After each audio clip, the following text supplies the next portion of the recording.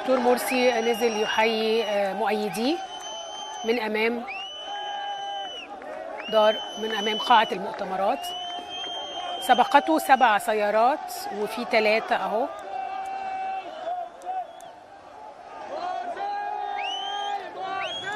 الرئيس مرسي طبعا ده استعراض واضح قبل 30 يونيو، لكن طبعا الحشد واضح أيضا. الحشد الموجود أيضا واضح أنه من مؤيدي مرسي من التيارات الإسلامية. والطريق طبعا مقفول على الناس العادية، والناس بتصرخ لنا لأن الطريق مقفول.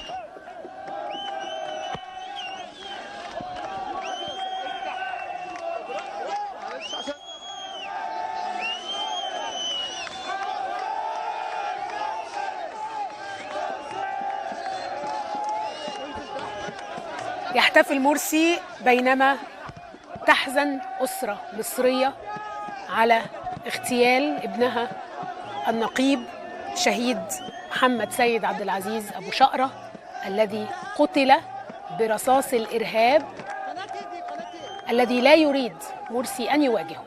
طيب 7 عربيات، خلوا الشاشة مفتوحة. 7 عربيات، دول 4 للتأمين، 5 6 يعني غير ال7 زودوا بقى. أنا عايز أعرف بس الموكب قد إيه. 8 9 10 11 أهي العربية، 12 13 غير ال7، 14 15 16 17 18 19 معرفش دي كلها دي حراسة.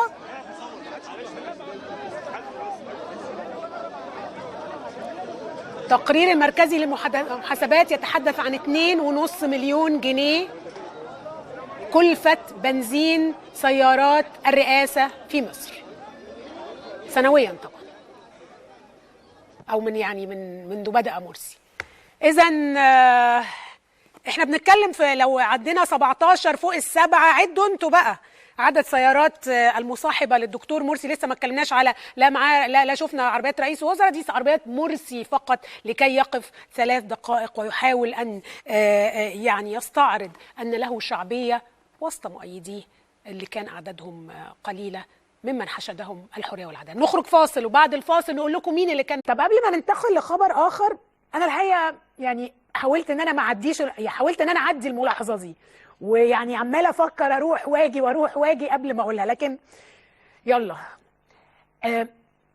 السجاده الحمراء اللي عليها سياره السيد الرئيس، وانا الحقيقه افهم انه السيد الرئيس هو يمشي على سجاده حمراء، ريد كاربت ده معروف عليه انه احنا نمشي، ان الرئيس يمشي على سجاده حمراء، لكن هو ليه في سجاده حمراء بتمشي عليها العربيه؟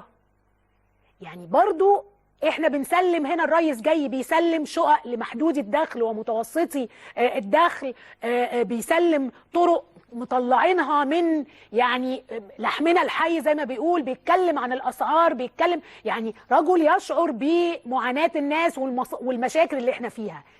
يبدو شكل السجادة الحمراء اللي ماشي عليها العربيات، انا اسفة ان انا عايزة اقول انه مستفز بعض الشيء، سوري ينزل الرئيس يمشي على سجادة حمراء تحت أمركم، طبيعي في العالم كله، لكن العربية تمشي على سجادة كمان كتير شوية.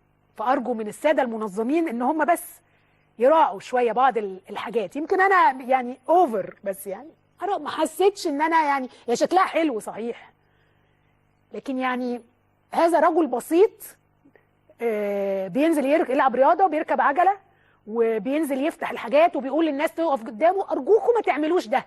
انا لا الوم الرئيس، انا بلوم كل اللي حول الرئيس. ارجوكم ما تعملوش فيه ده، ما تعملوش للناس احساس الديستنس ده، احساس البعد ده. ارجوكم ما تعملوش ده. عملوه من سبقوكم وانتهوا نهايه بغيضه. ارجوكم ما تعملوش في الراجل ده كده، لان الراجل ده الناس بتحبه واحنا بنحبه. ما تعملوش فيه ده، بلاش.